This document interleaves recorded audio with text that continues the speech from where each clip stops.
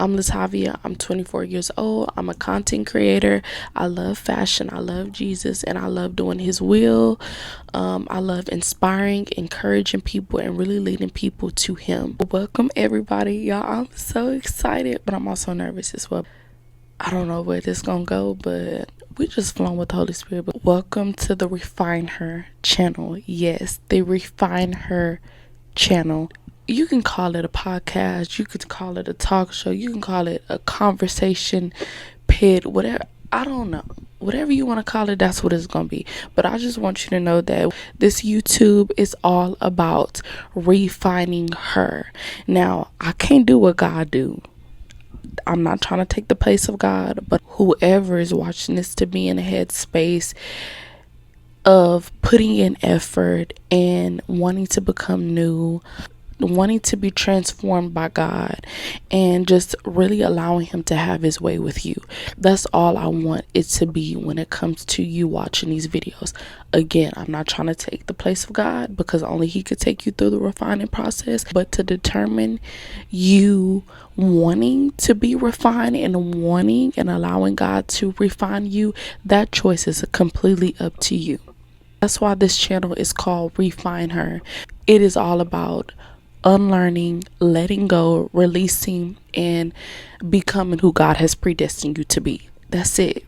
Me personally, through my experience, in order to really want to be transformed, for one, there has to be effort.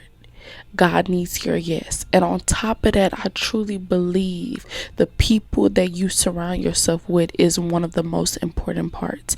There are some times where you're going to have to go through some seasons alone, just so God can send the people in your life that are wanting you to grow. God may just send somebody right there in your life. And then there may be other times where you got to walk it out alone. But who you connect yourself with and what you are consuming is probably one of the most important things when it comes to the transformation journey. You will have people in your life that will talk you out of going through the process, and you will also have those people that will lead you to go through the process. I want you to sit there and just take a moment and think, who is leading you from going away from your process, and who is leading you or who is pushing you to go through your process? Real ones, the real people in your life, they are going to push you to go through that process and not lead you to avoid that process, because that process is the most important part. That process is what builds character. That process is what transforms you. Now, there are stages, but you going through that process, and not just going through it, but growing through it. Sometimes we just think when we see a process, we just have to go through it. No, you have to make the choice to grow through it, meaning allowing it to run its course, allowing it to shape you and build you and mold you. The most important part about allowing God to take you through the refining process is you being okay with letting things go and trusting God that he's going to give you better. That's kind of like that image. I don't know if y'all seen it before, but I'm sure if you type it in Google, it's like when the little girl, she doesn't want to give God the small bear, but not knowing that by her releasing the small bear, God gives her a bigger bear, because the scripture does say, no eye has seen, no ear has heard what God has for those who love him. This Refiner channel, y'all, I just really want this to be a safe place for y'all. Like, I really want to give y'all what I got through the seasons that I was in, the hard, literally one of the most hardest, worst seasons I ever been in, that I never even thought or imagined that I would be in. I am completely and still grateful and thankful, and I still thank God today of the support system I had. But it wasn't for the support system that I had back then and that I still do today, I don't think I would be half of who I am today. I had people pulling me away from who I was supposed to be connected to, which was God, and then I had other people pulling me closer to God. And the thing about it that I want to let y'all know too is God's voice is going to be a small, still voice, but the enemy's voice is going to be really loud. So you are going to hear more of the negative more than you hear the positive. But you have to train your mind to be able to clog out the negative and hearken to that still small voice. A lot of times I used to get taunted with the fact is you shouldn't be doing this. You shouldn't be giving God your time. You shouldn't be, pouring your heart out to Jesus because of what he has done to you. God does allow certain things to take place because he wants to do things through you, but God doesn't cause all things, but he will allow some things to take place in your life. We have an enemy. We have an adversary that is waiting to sniff us out.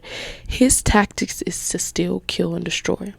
But God, he comes so that you may have life and life more abundantly. I was in my word, John. It didn't make sense to me why I was just all of a sudden I has flipped to John, and I just been in that chapter ever since. But then recently when I was reading one of the chapters, because it was talking about peace in maybe two chapters like back to back, and then I finally realized it because God deposited something on the inside of me pertaining to the peace. And I said, okay, God, that makes sense of why you led me to these scriptures or led me to read this entire chapter, because out of what I've read, all the chapters that I've read, the most important things that has stuck out to me was the fact that he talks about peace. And what he said was, I believe, and I'm going to put it down below, my peace I give to you and my peace I leave with you, not as the world gives. So that goes to show you that Jesus has that true peace, and the world has a false peace. So God doesn't give you can't compare Jesus' peace to the world's peace, because that doesn't compare, that doesn't mix. You either have true peace or you have false peace, and we know that false peace, it comes from the world and the things of the world. Keep in mind, in the world you will have tribulations, but in me you will have peace, may have peace. And when it came to him talking about the tribulations, he said, you will have tribulations. And then at the end, it also says that, but keep in mind, I overcame the world. So right then and there, it really registered to me that, okay, you said may when it came to peace, and you said that we will have tribulations. We will have tribulations is an indication that it is definite that we will have tribulations. So we can't run away from that, whether we're a believer or not. I was like really talking to God as I was studying and reading this, and I'm like, Lord, like that's one thing that in this world you tell us, God be keeping it 100. He tells us that we're gonna go through some things, we're gonna have some hardship, we're gonna go through some tribulations. But even through him saying that we're going to have tribulations and we're going to go through things, he always provides a solution, and that solution is either peace. That solution is to not even be afraid, to trust in him. Like he always give us those reminders to be joyful, even in the midst of trials and tribulations. He also gives us the ability to have peace. But in order for us to have that peace that God is telling us about in the Bible, is if we choose him, if we delight ourselves in him. So even in the midst of what you are going through, you have to make sure that you're delighting yourself in God, like you are making a effort to press on to him. The woman with the issue of blood, she made it her business. When she knew what Jesus can do, she made it her business to touch the hem of his garment. With all the strength she had, she made it her business to just touch the hem of his garment. And even through her effort, even through her faith, God healed her. So I want to ask you, what are you believing in God for? Are you touching the hem of his garment? I want this to be a revelation channel for you. I don't really want this channel to be a channel that sets you free, that gives you a different revelation, that really leads you closer to God. So if it come off as preaching, my testimony on how I discovered Refine Her, I was really praying to God that He gives me a name, because I always wanted a brand, but I wanted to be like a fashion brand because I love fashion so much. I wanted, this brand to be all things fashion and nothing else. This was way before I even seen or even knew my calling, when it came to the Lord and the works that He wanted me to do. I was really seeking Him for a brand name, but I didn't want it to just be any brand name. Like, I wanted the name to have a meaning. I wanted it to be a testimony, and I wanted it to speak volume, and I wanted it to just really mean something. Maybe a few years ago, He gave me Refine Her. I used Refine Her to be a boutique and to be a styling company, but for about a year, before I moved, I just cut that off because I wasn't led to go any further with that anymore. But then recently, I've been getting an unction to just start it back up again, slowly but surely. So we're here with this mic in our hand, and I'm talking to y'all. So, what the scripture says, man plans his way, but it's the Lord that determines his steps. If I can express one word that God has done, He has literally refined me. And that is why I got the word refine her, from the refining process that God takes us through, that God took me through, and what He's done as I continue to give Him everything, as I continue to release everything to Him. The refining process is something that God takes us through, but it's not because He doesn't love us. It's not because He hates us. It's not because He doesn't want the best for us. In fact, He takes us through the refining process so that we can know who we truly are in Him. The refining process is just a fire that God takes us through, that it purges things out of us that are of old, to make room for the new, to make room for who God has really created us to be. Because we don't know that. We won't see that until we go through that fire. And that fire could be the very thing you're going through right now, the very thing that you did go through childhood. But it's all determined by what you do with your testimony. Are you going to sit on your testimony? Are you going to let your testimony consume you? Or are you going to use your testimony as a stairway up to get to where God has called you to be? It's all about how you use your testimony. It's all about it. Because your testimony, you can win with that. And you can also be defeated by your testimony. With me, I chose to win. And I will continue to win with my testimony. I'm going to testify how good God has been, what He's done for me. And now that goes into my testimony. It was my junior year. I was 16 years old. And I was pregnant. I got pregnant at 16 years old. I hid it for about 7 months. I hid it from everybody for about 7 months. I was just fearful. I didn't understand it. It was a lot to consume. I didn't know how people are going to feel, what people are going to think, all those things. So I hid it. I hid it for 7 months. So by the time, I actually told everybody it was already time to get things rolling, to have the baby shower, then boom, I had him. And my baby boy was born on February 14th, 2018. I was 17 years old with the baby, still in school. I was working at McDonald's as well. Fast forward about a year. This is my senior year, and I lost my baby. He was 1 year old. Literally like a month after his birthday in March. It was the day after prom, and I lost my baby. He passed. That was hard for me because I never been through anything like that in my entire life. Like, my baby boy, he was my everything, literally my heart. Like, I didn't see a life without him, and I did not know that I would be where I'm at today without him, because I knew that if I lost him, that was my worst fear, for one. But I knew if I lost him, I wouldn't be able to live again. I said that continuously. And even within that same year, in May, remind you, this is March, in May, I was about to graduate. I didn't want that. I was soaking literally in the darkness. I would not move. I would be laying on the couch. My face was just terrible. I was in a terrible state. I was in a depressing state. Like, it was terrible. I never experienced anything like this. Like, my childhood was great.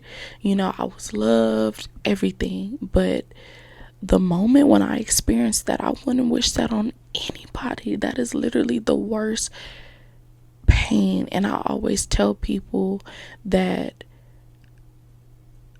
I would rather go through anything in life than to go through that. The feeling is indescribable. It's terrible. Like, it's drowning. Like, that is out. And to know that I've been through that, and to know what God is doing in my life now, and what he's been doing, like, he has clothed me with strength. He has clothed me with dignity. He has clothed me with life, and life more abundantly. He's clothed me with peace and joy. Like, I never thought that I would be where I'm at today, because in my mind, I couldn't go on. In my mind, I had to find peace in the world. In my mind, that I wasn't able to live my life. No matter what you are going through, no matter the funk you are going through, the depression you're going through, the ugliness you're going through, the hurt, the grief that you are going through, God still wants you to live. God still wants you to move on. God still wants to use you. God still wants to use your story. God still wants to turn your story into victory. What the enemy meant for evil, God will turn it for good. That's it.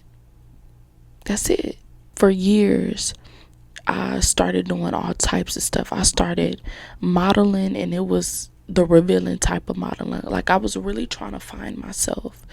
But it wasn't until I just got tired of feeling used. I got tired of settling. I got tired of not feeling valuable to others or feeling worthy to others, to where I really had to put a stop to all those things. And I had to lock in with the Lord.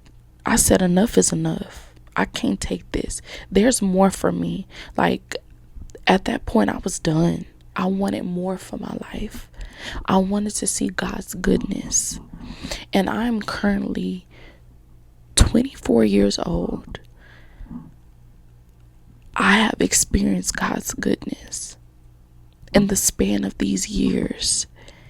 And I hate that it took what it took for my eyes to be open to see God's goodness. I just want y'all to know that it's okay to let go and let God have it, so he can give you more and he can shower you more.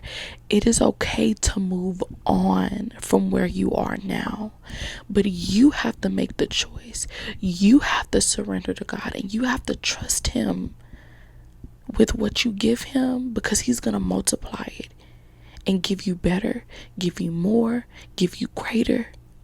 I just want to continue to see what God has for me, because I know I'm going to see my baby boy again, but I have to get right on earth so that I can see him again.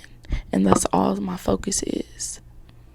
So whoever's out there, I pray that you are listening to this. I pray that it speaks to you. I pray that this blesses you, and be prepared for more vulnerable, real, authentic content like this. This is not a channel to just preach to you, but it's also to be real with you, to be authentic with you, and to lead you to Christ, to lead you to freedom, to lead you to the way, the truth, and the life, and to to encourage you and inspire you to let God have his way with you. So yeah, I love y'all, and I'll see y'all in the next video.